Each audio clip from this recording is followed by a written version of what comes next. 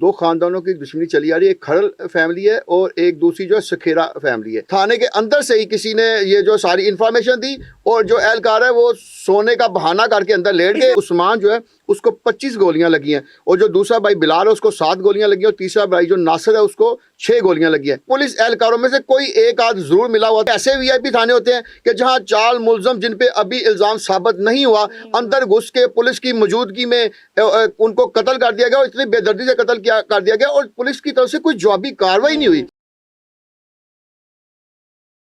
अस्सलामुअलैकुम, TV today के साथ मैं हूं आपकी मेज़बान ज़ुहा राशिद। नाजरीन, एक रोज़ कबल फैसलाबाद में एक अफसोसनाक वाक़या पेश आया जिसमें थाने के अंदर घुसकर 3 भाइयों को कत्ल कर दिया गया है। हमारे साथ senior crime reporter Ejaz Bhatt साहब मौजूद हैं। उनसे जानते हैं कि इस वाक़े का पस मंज़र क्या है। अस्सलाम वालेकुम सर। वालेकुम सलाम, क्या हाल है? मैं ठीक हूँ सर। इस वाक़े का पस मंज़र तो बताएं।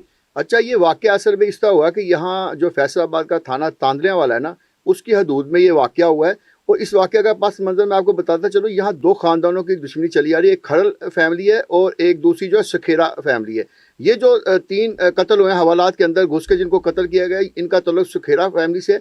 ये 3 भाई थे और सगे भाई हैं। इनमें उस्मान, जब पोस्टमार्टम रिपोर्ट आई तो उसमें बताया गया कि उस्मान जो है उसको 25 गोलियां लगी हैं और जो दूसरा भाई बिलाल है उसको 7 गोलियां लगी और तीसरा भाई जो नासिर है उसको 6 गोलियां लगी हैं। इनका एक और कज़न भी साथ में गिरफ्तार था जिसका नाम आसिफ है, वो जख्मी था। और पुलिस ने इस हवाले से गफलत जो की है वो ये है कि थाने में उस रोज 4 पुलिस एहलकार सिर्फ मौजूद थे और वो भी सोए हुए थे।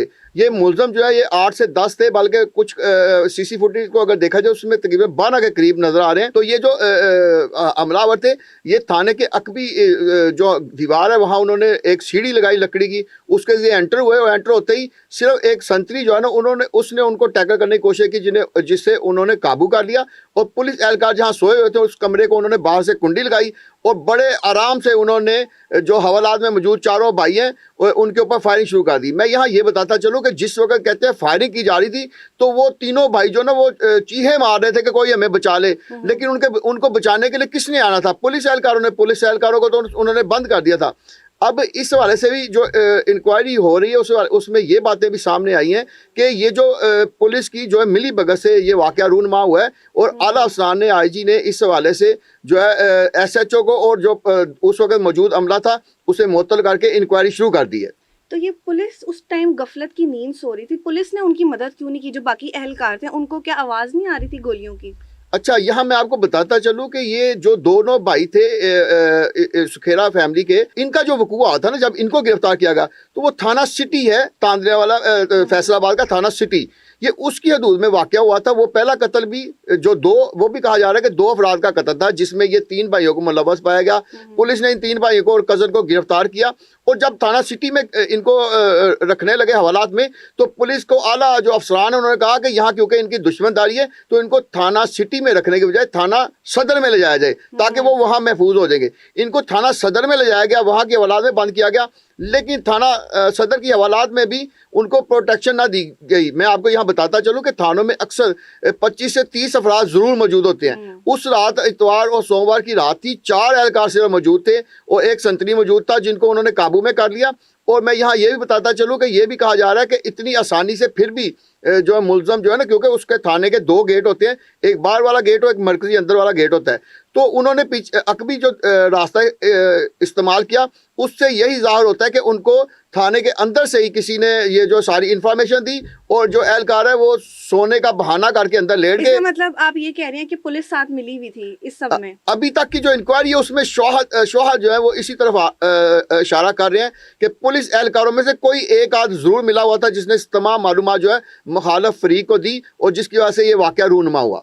सर ये बताएं कि वो किस जुर्म में गिरफ्तार थे और उनकी क्या कोई खानदानी दुश्मनी थी? जी, ये भी जो पहला था जिस कत्ल की वारदात में ये तीनों भाई अंदर गिरफ्तार थे, बल्कि इनका एक कज़न भी था, वो थाना सिटी में ही 1209/24 जो 302 का मुकदमा है उसमें भी 2 अफराद कत्ल हुए हैं जिसके इल्ज़ाम में इनको गिरफ्तार किया गया था और इनकी तफ्तीश अभी जारी थी, क्योंकि तफ्तीश जारी होने का मतलब ये होता है कि ये अभी मुल्ज़म है, मुजरम नहीं है। तो इन पे अभी वो कत्ल का मुकदमा साबित नहीं हुआ था, लेकिन इसी दौरान इन तीनों भाइयों को बेदर्दी से कत्ल कर दिया गया और अब मैं आपको ये भी बताता चलूँ कि इन के जो जनाजे में हज़ारों अफराद ने शिरकत की है और अब आईजी पंजाब ने जो एक हाई प्रोफाइल कमेटी बना दी है इस वाले से। ठीक है, मुझे ये बताएं कि अब इनके कत्ल के बाद किस किस के ऊपर शक है, किस किस को गिरफ्तार किया गया है, इनके खानदान में से कोई या फिर उनके जो दुश्मन हैं उनमें से? देखें, ये इनकी जो दुश्मनी चली आ रही थी वो खरल बरादरी से, खरल बरादरी के जो 6 अफराद को पुलिस ने गिरफ्तार कर लिया और FIR भी जो है ना उसमें भी 6 नाममालूम अफराद का नाम के बारे में जो है ना वो उसमें दहशतगर्दी की अफराद जो दफ़ा लगाई गई हैं और 302 यानी कत्ल की दफ़ा लगाई गई है। और पुलिस का कहना है कि मज़ीद भी जो इसमें मुलज़म अब CCTV कैमरे में सामने आए हैं उनको भी गिरफ्तार किया जाएगा, लेकिन अभी तक जो असल मुलजमान है वो पुलिस के हत्थे नहीं चढ़े।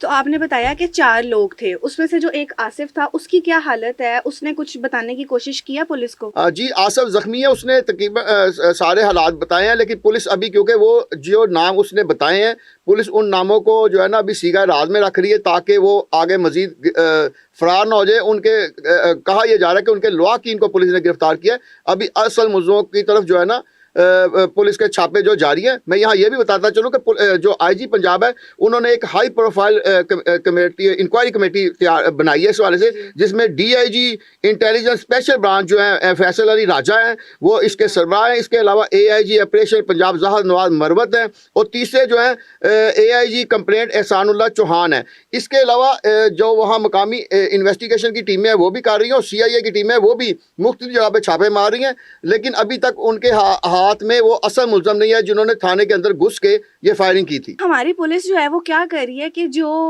मुलजिम हैं वो थाने के अंदर ही महफूज नहीं है?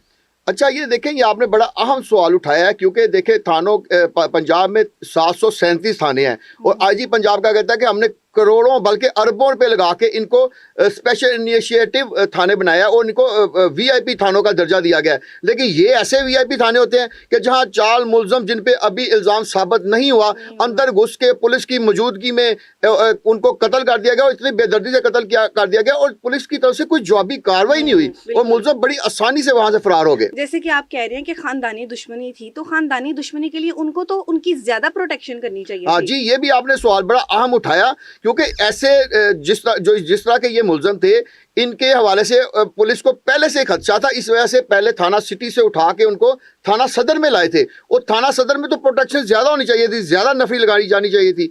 लेकिन इसी वजह से जो इंक्वायरी कमेटी है उसने जो मुअत्तल SHO है और दूसरे एहलकार जो मुअत्तल हुए हैं उन सबका जो है ना इंक्वायरी की है, उनसे सवालात पूछे और CCTV कैमरे की फुटेज के साथ उनको मैनेज किया जा रहा है। साथ में देखा जा रहा है कि क्या ये दुरुस्त बयान कर रहे हैं या गलत बयानी कर रहे हैं। और इसमें यह भी नज़र आ रहा है कि कहा यह जा रहा है कि काफ़ी भारी लेवल की रिश्वत देके पुलिस से इंफॉर्मेशन ली गई और उस इंफॉर्मेशन को बेस बनाकर इन तीनों भाइयों को जो हवालात के अंदर कत्ल किया गया। ये आईजी पंजाब के लिए एक टेस्ट केस है। अगर इस केस के तमाम मुलजमान को कैफरे किरदार तक ना पहुंचाया गया तो आगे भी इस तरह के वाक़यात रूनमा होते रहेंगे। सर, लास्ट पे ये बताइएगा कि अब इंक्वायरी कमेटी आगे क्या करने जा रही है और आईजी अब क्या आगे जो है वो स्टेप लेंगे?